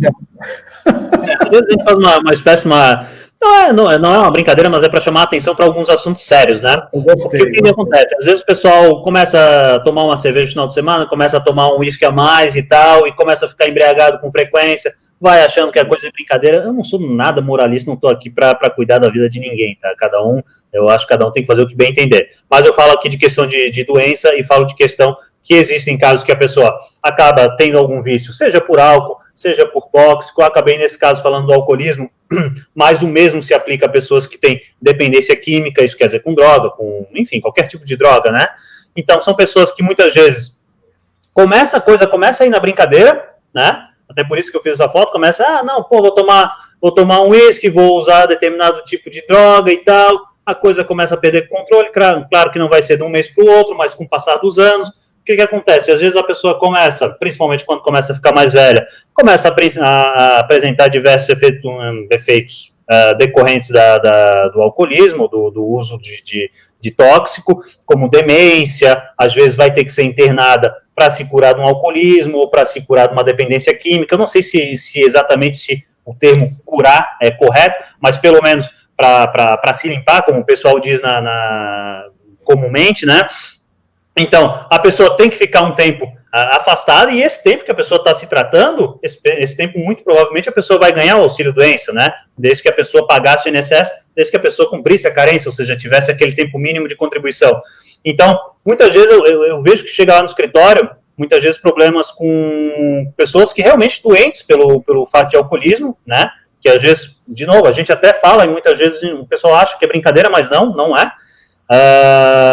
Com doenças pelo alcoolismo, com doenças, efeitos colaterais, principalmente problema mental, que chega de pessoas já com problemas mentais, claro, aí é uso prolongado da substância, né, não só do álcool, mas principalmente de tóxico, e acaba tendo esses problemas mentais por decorrência do uso muito longo, então em virtude disso vai ter provavelmente direito ao benefício, tá? O que eu vejo muito acontecer nesse caso é que o pessoal muitas vezes não tem o tempo mínimo de contribuição, ou às vezes já até pagou, mas depois está muito tempo sem pagar, se ficar muito tempo sem pagar o INSS também vai perder direito, porque, de novo, imaginamos o INSS como um seguro, como um guarda-chuva. Se você fica muito tempo sem pagar um seguro, esse guarda-chuva vai fechar, você não está mais coberto pelo INSS. Se você paga um plano de saúde e fica muito tempo sem pagar o plano de saúde, você vai ter um período de graça, que chama e tal, mas esse guarda-chuva vai fechar, o plano de saúde não vai mais lhe atender, o INSS é a mesma coisa, tá? Então, pessoas nessa situação eu vejo que é muito comum não ter contribuição suficiente, e é complicado, porque aí depois a pessoa pergunta, não, mas agora eu vou começar a pagar. Eu assim, não, eu sempre incentivo a pessoa, se a pessoa tem condições, de começar a pagar, porque vai se aposentar de um jeito ou outro, mas a pessoa não vai poder estar doente agora, vai ter que internar semana que vem, não vou começar a pagar para ganhar o auxílio-doença. Não vai funcionar, né? Então, são situações tristes, mas que acaba acontecendo. Então, em alguns casos, a pessoa acaba ainda indo para o benefício assistencial, que é aquele que a gente falou um pouquinho mais no início, né? Se ela preencher os requisitos, mas em outros casos, infelizmente, não vai nem conseguir isso. A aposentadoria por invalidez, que é considerado, né? Vai ser mais complicado um pouquinho, né? Sim, com certeza. E aí tem também essa auxílio-acidente, né? Como é que é esse auxílio-acidente? Poder explicar um pouquinho, doutor, rapidamente aí para o pessoal? E tem também esse benefício por incapacidade temporária definitivo. Na verdade, vamos primeiro para o auxílio-acidente. O auxílio-acidente é o seguinte, ele é um benefício um pouquinho diferenciado. Porque, assim, via de regra, os benefícios do INSS, eles não são cumuláveis. O que é isso? Eu não posso, por exemplo, receber um auxílio-doença e uma aposentadoria, tá? Ou é um ou é outro, certo? Eu não posso receber um auxílio-doença e continuar trabalhando, tá? Existe até uma exceção, mas via de regra não pode. Aí a exceção é para pessoas que têm mais de uma atividade e tal, tá? Mas via de regra não pode. Então, assim, o auxílio-acidente é o seguinte, vamos supor que eu tenho um acidente, seja um acidente de trabalho ou um acidente normal, digamos assim, eu saio na rua, sou atropelado, isso é um acidente, tá?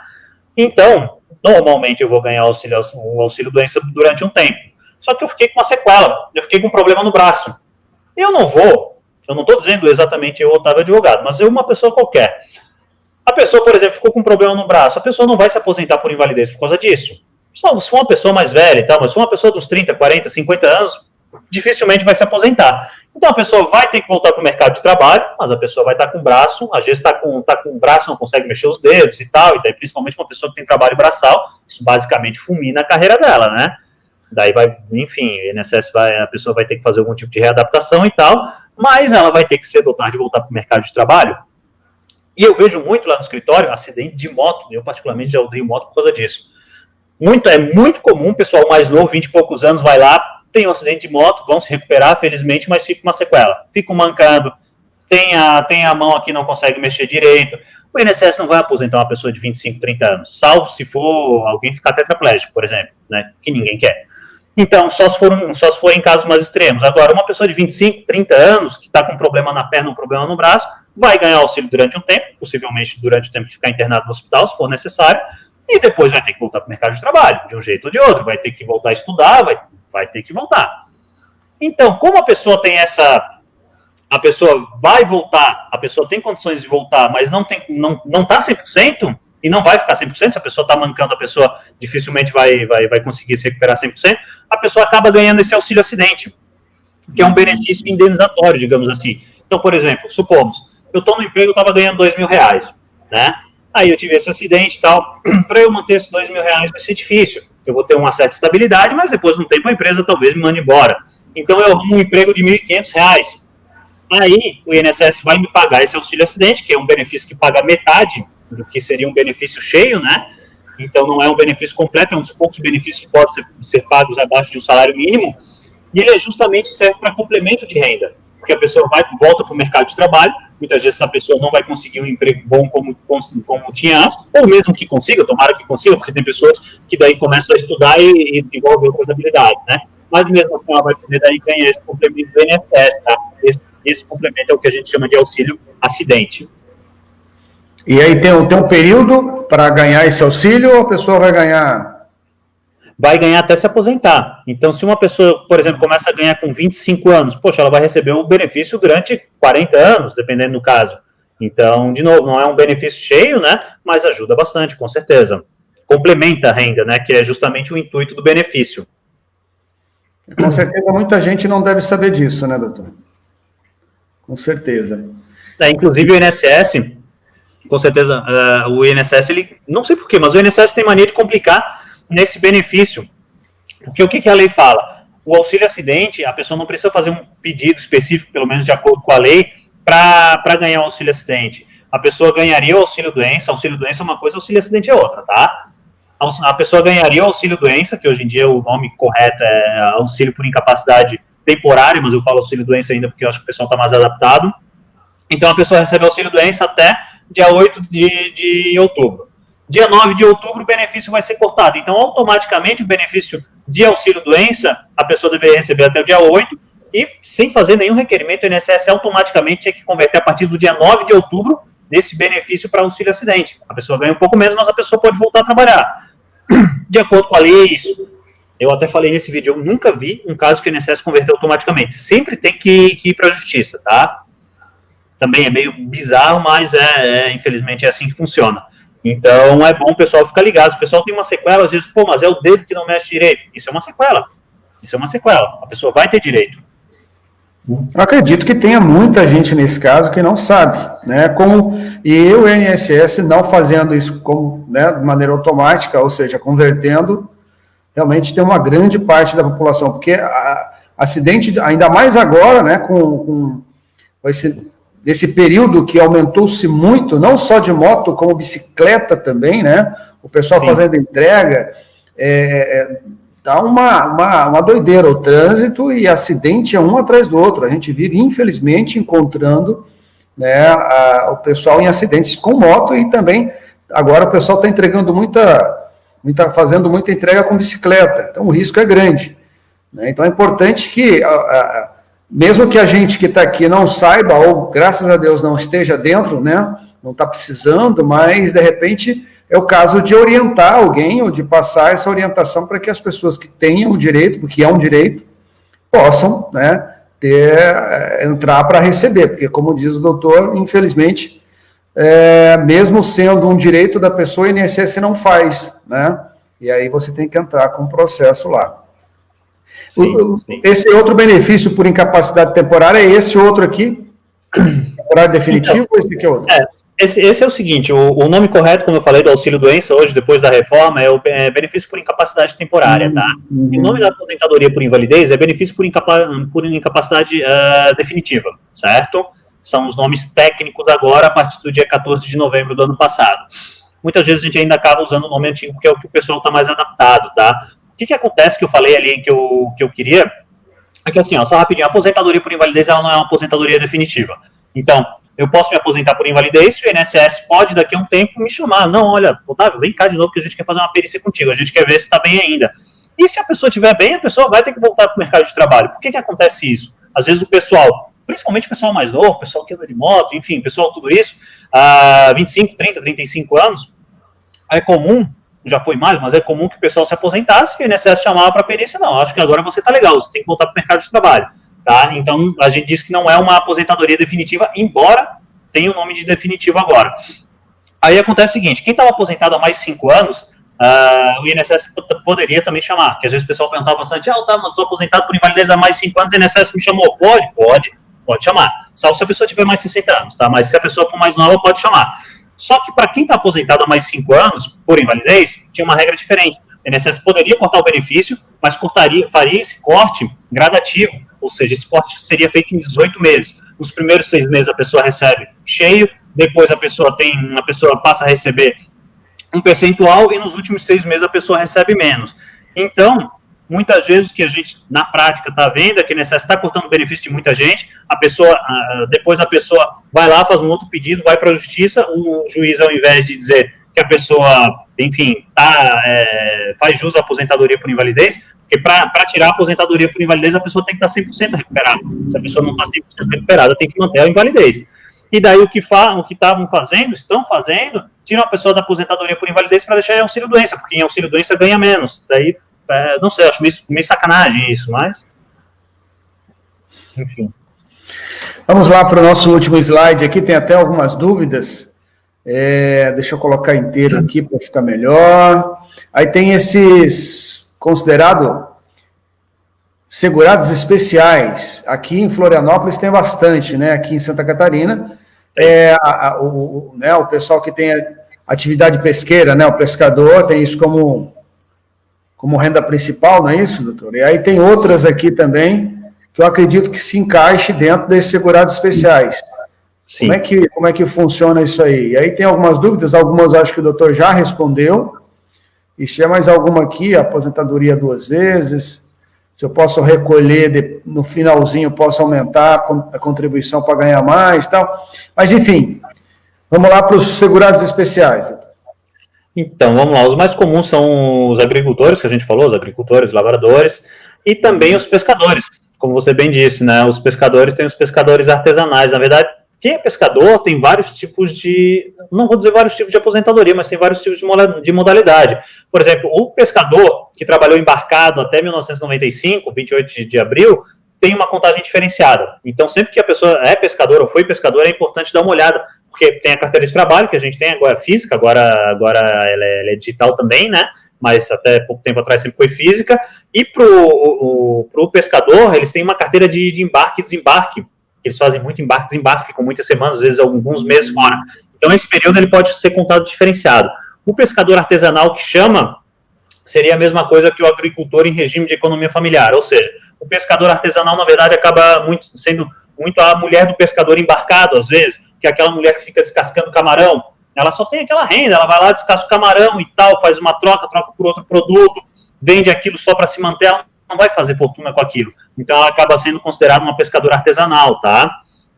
Para o agricultor, a mesma coisa. Ou então o pescador, só que aí eu acho que hoje em dia talvez não tenha tanto. Aqui na região a gente tem bastante em Governador Celso Ramos, né? Bastante tipo de pescador artesanal, pescador embarcado e tal. O pescador da pesca de linha, enfim, que não pesca embarcado, também pode ser considerado artesanal. Eu sempre falo que pode ser considerado, porque tem o pescador que é o grande pescador, tem pescador que tem empresa de pescado e tal, e esse pescador ele vai pagar a contribuição cheia, né, normal. Assim como tem o agricultor, o grande agricultor, né? Então, para esse agricultor, ele vai até ter uma redução na idade, mas ele vai pagar a contribuição do INSS cheia. Uma dúvida da Terezinha aqui. Paga sindicato do Maranhão, mas está morando aqui em Florianópolis. E a moça do sindicato falou para ela que se ela não estiver morando no Maranhão, não vai poder se aposentar. Perguntou se está certo isso. Então, aí é aquela questão que a gente falou de pagar os sindicatos. Na verdade, assim, o INSS é nacional. Ela pode, morando no Maranhão, morando no Amapá, morando em Santa Catarina, morando no Rio Grande do Sul, o INSS é um só, tá? Tanto que hoje em dia, quando a gente faz já vou chegar no ponto dela, mas hoje, quando a gente faz um pedido de aposentadoria, hoje é tudo pelo meu INSS, tudo pelo sistema do meu INSS, até porque muitas agências ainda estão fechadas por causa da pandemia. Então, às vezes eu faço um pedido em Florianópolis, só que é uma pessoa de Londrina, uma pessoa lá do norte que vai analisar o pedido, porque o INSS é justamente um só, o INSS é federal, tá? Então, o fato dela estar morando aqui não muda nada. O que pode vir a mudar é o seguinte, ela está pagando sindicato lá, ela está realmente trabalhando como agricultora aqui, porque só o fato de pagar o sindicato, como a gente conversou antes, não garante que seja agricultor. Eu, Otávio, posso ir lá e pagar um sindicato dos agricultores, posso pagar o sindicato e ir ali em Governador Celso Ramos e pagar a colônia dos pescadores. Isso não quer dizer que eu vá me aposentar como pescador ou como agricultor, tá? Então tem que ver se realmente a pessoa está exercendo essa atividade e se ela estiver exercendo, se ela consegue comprovar documentalmente. E mais, se a pessoa for casada, tiver um companheiro ou companheira, se essa outra pessoa, ela não tem uma outra renda, porque também eu já vi casos, às vezes o pessoal tinha uma senhora que era pescadora, descascava camarão e tal, mas o marido era servidor público. E pelo fato do marido ser servidor público, acabou desqualificando a condição dela de pescadora artesanal, tá? Então tem que ver tudo isso também. Obrigado, Terezinha, pela tua contribuição. Então a gente já falou sobre segurados especiais. Deixa eu ver aqui se tem mais alguma dúvida. Depois da regra aí, a pessoa pode se aposentar 2 vezes, doutor? Tem uma dúvida aqui, uma pergunta sobre isso. Pelo INSS, não, mas ela pode, tem muita gente que trabalha, que tem contribuição pelo INSS, tem contribuição do serviço público. Se ela preencher os requisitos de um e de outro, ela pode ter 2 aposentadorias. Falando de pessoas que trabalharam no Brasil e no exterior, que eu acho que vai ser cada vez mais comum, se a pessoa preencher os requisitos aqui e preencher no exterior, também mesma coisa, pode ter 2 aposentadorias. E aqui no Brasil pode, desde que seja uma no serviço público e outra no INSS, tá? 2 aposentadorias no INSS ela não pode, mas ela pode receber pensão por morte e aposentadoria. Isso nada impede. E no caso, uma dúvida também que está ali, a pessoa contribuiu a vida toda, né? Vida toda não, contribuiu bastante. E na reta final agora, nos últimos 5 anos de contribuição, ela resolve aumentar o valor da contribuição para ela poder ter um benefício, por exemplo, ganhar o teto, né, do INSS. Ela pode fazer isso? Pode. Ela até pode, tá? Mas tem alguns casos. Por exemplo, essa parte de cálculo ela é um pouquinho mais complexa, mas vamos tentar. Por exemplo, assim, se a pessoa trabalha de carteira assinada, a pessoa vai fazer um complemento de contribuição. O INSS, agora eles mudaram, mas eles faziam os cálculos que eles não somavam as contribuições. Eles não sei como é que eles conseguiam fazer isso, mas eles não somavam as contribuições. Eles faziam 2 somas como se fossem 2 aposentadorias e no final somavam tudo. Mas vamos para o autônomo, que é o mais comum para quem normalmente aumenta a contribuição e para quem está como autônomo, né? A pessoa pode aumentar a contribuição, tá? Não há problema. Só que tem que ver se isso vai valer a pena. Tem que fazer, eu acho que o ideal seria fazer um cálculo antes. Porque o que acontece? Para quem vai se aposentar pela regra nova, vai pegar todo o período contributivo. O que é isso? Se eu trabalhei durante 35 anos, durante 30 anos, eu vou pegar esses 30 anos, tá? E vou fazer uma média, e essa média vai ser o valor do meu benefício. Quer dizer, se for 100%, se não for 100%, vai ser 60% da média, 80% da média, 105% da média, que com a regra atual pode, se a pessoa tiver bastante tempo de contribuição, tá? Então, o que é interessante? Ver se vai valer a pena. Possível mas tem que fazer o cálculo. Porque se eu tenho 30 anos de contribuição sobre um salário mínimo, e daí nos últimos 4 anos eu resolvo contribuir sobre o teto, será que esses 30 anos não vão levar meu benefício para baixo? Será que vai valer a pena eu contribuir sobre o teto durante 4 anos? Eu não vou estar... Vai aumentar um pouquinho, mas será que esse pouquinho que vai aumentar vai valer a pena? Aí está fazendo um cálculo mesmo, tá? Muito bem. Pessoal, é isso. Se alguém mais tiver alguma dúvida, nós vamos, né, estamos chegando aí já 1h23, né? O assunto é um assunto bastante envolvente, tem muitas... O pessoal contribuiu bastante com dúvidas também, tem algumas dúvidas nossas. O doutor também pode fazer suas considerações finais. Eu gostaria até que falasse aí um pouco mais se o teu livro está à venda fisicamente, se está só à venda, né, venda virtual. Bom, a gente vai deixar depois, né? Já tem ali o contato no Instagram e também no YouTube, que o doutor tem um canal no YouTube também. Mas... Se você deixar mais algum contato aí, se alguém tiver alguma dúvida, não só o pessoal aqui da região de Santa Catarina, né? O pessoal de qualquer lugar, né, doutor? Fica à vontade. Para quem fez mestrado na França, não tem, pode mandar dúvida aí, pode ligar, né? Se for o caso, até contratar o serviço, por que não? Né? Eu estive lá no escritório do doutor, gostei muito do atendimento, né, do padrão do atendimento, e super indico também. né? Super indico aí. E se tiver alguém precisando também com relação a serviço da parte de escritório, de contabilidade, tem também lá o nosso querido, né, John Kennedy. É até difícil falar o nome, né, rapaz? E foi através dele que ele indicou o doutor, também, John Kennedy, muito competente, trabalha nessa área aí, declaração de imposto de renda, parte de tributos, parte de contabilidade também, que também fica em Biguaçu aí, né? O escritório dele. No escritório.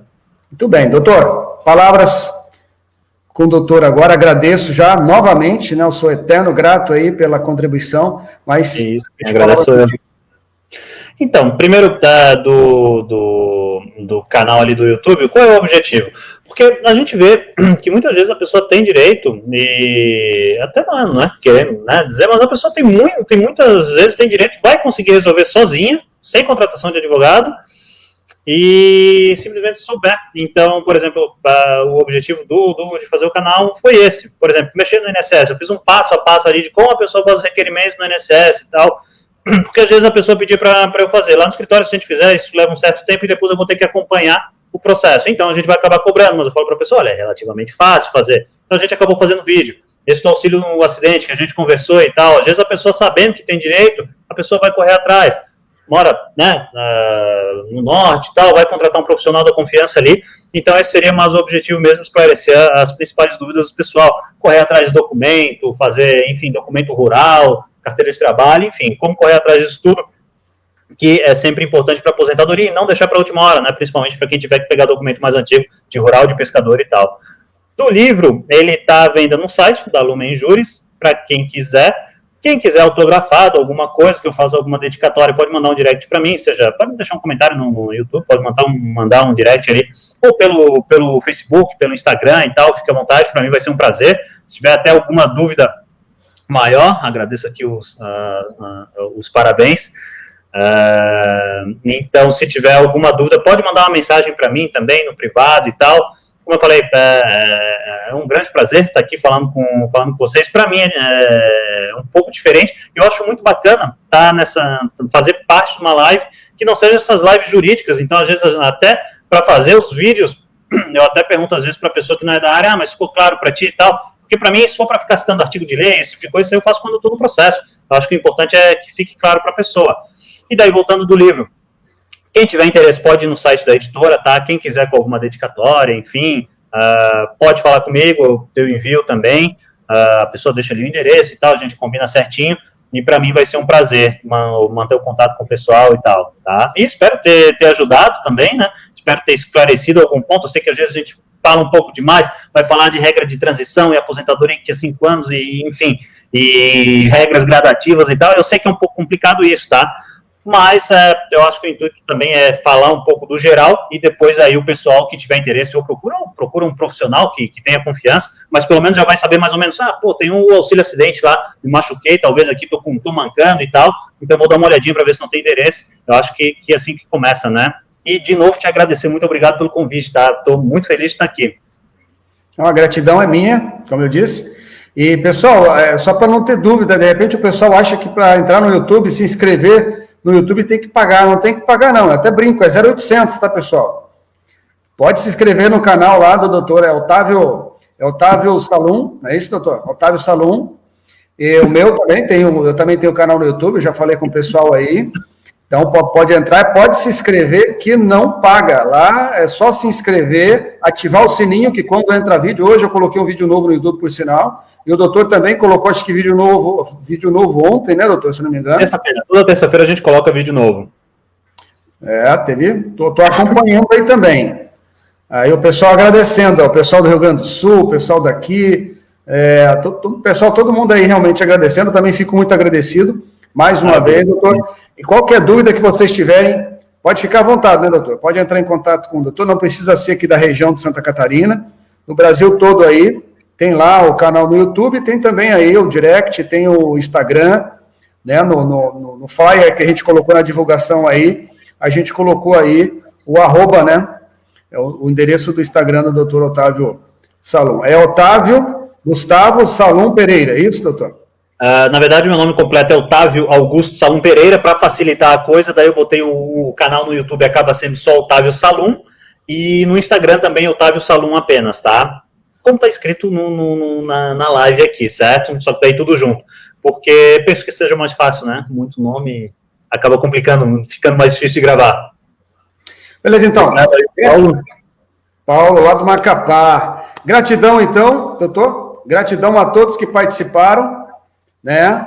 E espero que em breve a gente possa estar conversando de novo. Abração, doutor. Fico à disposição, tá? Tchau, tchau. Pessoal, gratidão a todos que participaram aí. Até terça-feira na nossa live. Abração, fiquem com Deus. Tchau, tchau. Boa noite. Boa noite.